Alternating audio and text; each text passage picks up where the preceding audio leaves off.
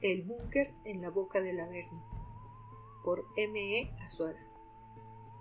Trabajaba de noche, me despertaba a las 3 de la tarde, convivía con mi familia y me dirigía a trabajar cuando ya la mayoría regresaba a sus casas. A cambio de unas cuantas rondas y no hacer preguntas, ganaba una fortuna. Me gustaba caminar al trabajo, disfrutaba el trayecto lo más que podía, pues una vez que llegaba, los rostros humanos desaparecían y no veía a nadie más hasta el amanecer. Siguiendo la rutina, saludaba sonriente a mi compañero, quien cuidaba la puerta principal y, con cara de pocos amigos, abría el portón gigante de acero que me permitía pasar al interior. Me instalaba en una pequeña cabina, me vestía con el traje de seguridad con capucha, guantes y por último me colocaba la mascarilla, que incluía lentes, una lamparita y un respirador con filtro. Iniciada mi ronda, no escucharía más que mi respiración y vería solo largos y sinuosos túneles de roca sólida que bajaban varios cientos de metros. Se parecían tanto los caminos que debía usar una soga atada al cinturón. Cuando llegaba a una sección, aseguraba mi soga y me ataba a otra, así hasta llegar a mi destino. Sin esas líneas de vida, una vuelta en falso y tardaría semanas en encontrar el camino de regreso. Todo transcurría de forma habitual hasta que llegué al origen de tanta seguridad. Era una enorme celda cuya puerta permanecía cerrada. Adentro no había más que documentos. Eran tan importantes que debían salvarse en caso de una catástrofe meteórica. Así que usaron estas viejas minas para ocultarlos. El problema no era la celda hecha de titanio, la cual seguía intacta. Descubrí extrañas marcas en el concreto.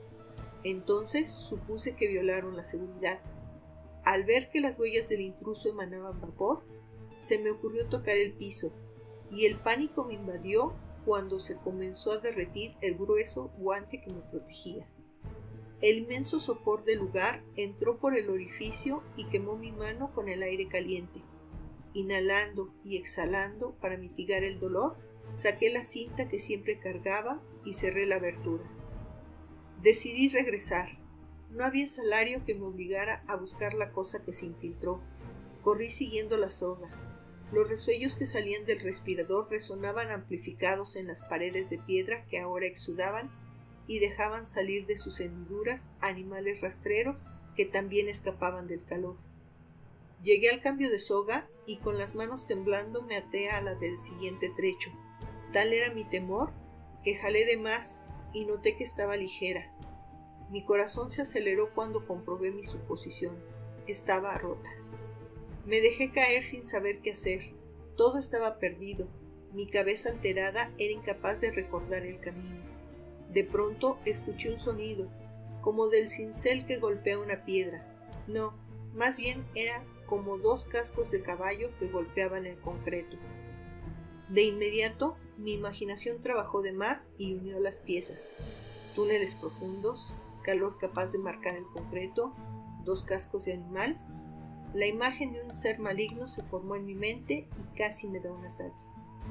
Temí que estuvieran aquí para llevarme al mismo infierno, donde ardería por siempre pagando culpas que en estos momentos no recordaba. Me levanté como si me impulsara un resorte y comencé a correr. Tal fue mi espanto cuando empecé a escuchar voces que me llamaban por mi nombre, voces que salían del interior de los muros. Si detectaba el lugar de donde venía una voz, giraba y huía en la dirección contraria. Muy tarde me di cuenta de que llegué a una sección de túneles en desuso, donde las piedras desprendidas de las paredes entorpecían el paso. Entonces avanzaba con dificultad, trastabillando y cayendo. A la luz de la lamparilla se dibujaban en las paredes docenas de rostros espeluznantes que se burlaban de mi torpeza. Llegué a un callejón sin salida. Los rostros imitaban las muecas de espanto que yo hacía bajo la mascarilla al ver que un deslave bloqueaba el camino. Entonces me fijé mejor. Esos rostros eran iguales a mí. Eran el reflejo de mis temores.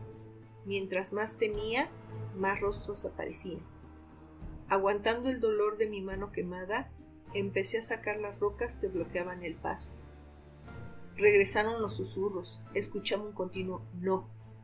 De pronto sonó un fuerte, poderoso e imponente sí.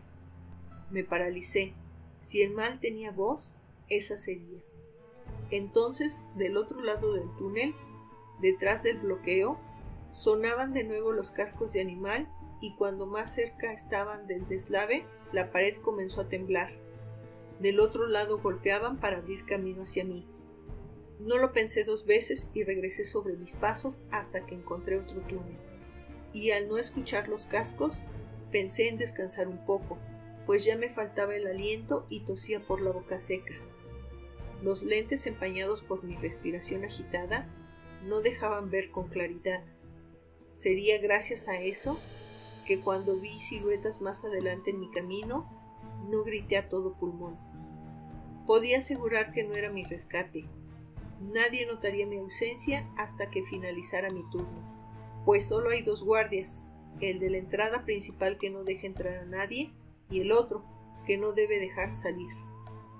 Fue muy estúpido de mi parte creer que cuidar un archivo carecía de riesgos. Cuando eso que estaba delante notó que no me movía, comenzó a acercarse y las siluetas espectrales que iluminaba la lamparilla se hacían más grandes y siniestras. En ese momento perdí toda esperanza. No tenía caso prolongar lo inevitable. Si iban a acabar con mi existencia, adelante. Aunque, a pesar de mi resignación, no pude evitar suspirar pensando en mi alma, sirviendo de alimento a bestias infernales. No quería ver lo que se aproximaba ahora. Ya con los cascos de las voces tenía suficiente. No necesitaba más. Bajé la vista y entonces noté un desfile de alimañas que caminaban por el piso para después desaparecer entre las rocas. Vislumbré un boquete. Era pequeño, pero mi cuerpo no era tan grueso, así que el miedo absoluto fue más que el temor a atascarme y me introduje arrastrándome en la grieta entre las rocas. Escapé apenas a tiempo y solo sentí algo jalando mi tobillo justo antes de que pasara por el hueco. Me dieron un arañazo punzante que me causó un terrible dolor. Sin embargo, la adrenalina causada por el terror me ayudó a soportarlo. Presa de los nervios, palpé la herida y sentí las largas llagas que me provocaron a pesar del traje. Lidiando con tan reducido espacio, usé de nuevo la cinta selladora y continué. Ahora estaba entre los muros y las voces que me llamaban por mi nombre sonaban más alto, más cerca, más angustiadas. La luz de mi lamparilla fue suficiente para mostrarme el interior y noté que las rocas se unían con un empaste que, al desgastarse, dejaban en el suelo un polvillo muy fino. Y una vez más, el pánico cerró mi garganta cuando vi rocas grabadas con nombres de personas y fechas. Se me ocurrió una única conclusión. Eran cenizas de difuntos que, en lugar de terminar en una cripta, terminaron aquí, en suelo impío.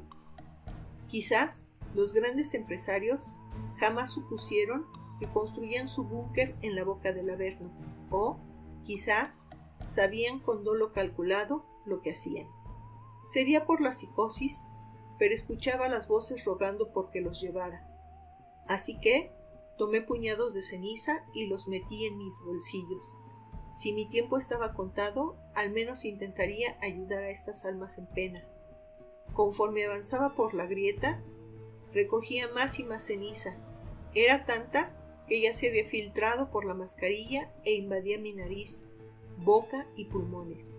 Pero no importaba.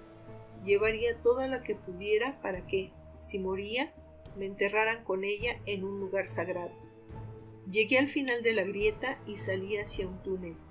Cuando vi la soga rota, mi corazón casi se me sale del pecho. De alguna manera, llegué al inicio justo antes de perderme. Pero aún no estaba a salvo. Vi nuevas marcas en el piso.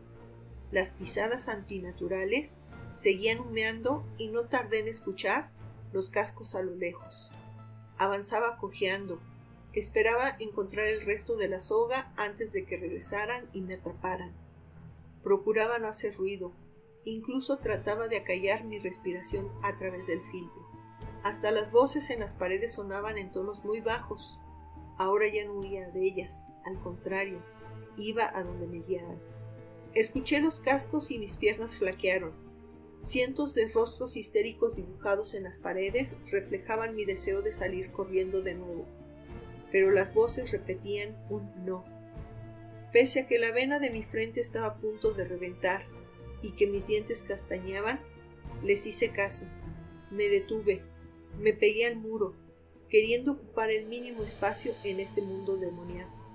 El sonido de los cascos se acercaba y cerré los ojos, pues ningún mortal debe ver la cara del mal. Solo mi oído me permitió enterarme de lo que pasaba. Las voces de entre las paredes se acallaron mientras los cascos se acercaban. El calor del túnel subía más allá de lo soportable y solo mi traje evitaba que ardiera mi piel. Fue entonces que escuché una respiración, más y más cerca, hasta que se detuvo frente a mí. Un olor fétido pasó por el filtro y me provocó arcadas que tuve que contener. Mi hora había llegado. Sentí que quitaban mi mascarilla. El calor me pegó de lleno, mas no hice nada. Apreté la boca e intenté no respirar para no dañar mis pulmones. Todo mi ser estaba congelado por el terror. No grité ni cuando sentí una húmeda lengua bífida recorriendo mi rostro. Podría jurar que palpaba la ceniza de las almas en pena. Sacrificio. Las voces en las paredes repetían sin cesar esa palabra con tono suplicante. Sacrificio. Luego sentí un furioso bufido a centímetros de mi rostro y, después de un momento que me pareció eterno, sonaron de nuevo los cascos y se perdieron entre los túneles.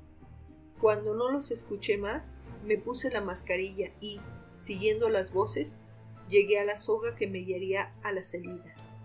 Lloraba de felicidad mientras aspiraba con ansiedad el aire fresco. Estaba tan feliz que ignoré mi mano y rostro quemados, y caminé a la salida, cojeando a causa del arañazo que me dieron. Abrí el portón y salí sin responderle a mi compañero malhumorado, que me exigía dejar el traje. No podía hacerlo. Prometí llevar las cenizas de las almas en pena a un sitio digno y sacro. Esa promesa, ese sacrificio que realicé por ayudarlas me salvó, ya que, recordando la creencia de la gente, un alma que hace un sacrificio desinteresado no puede ser condenada. Fin.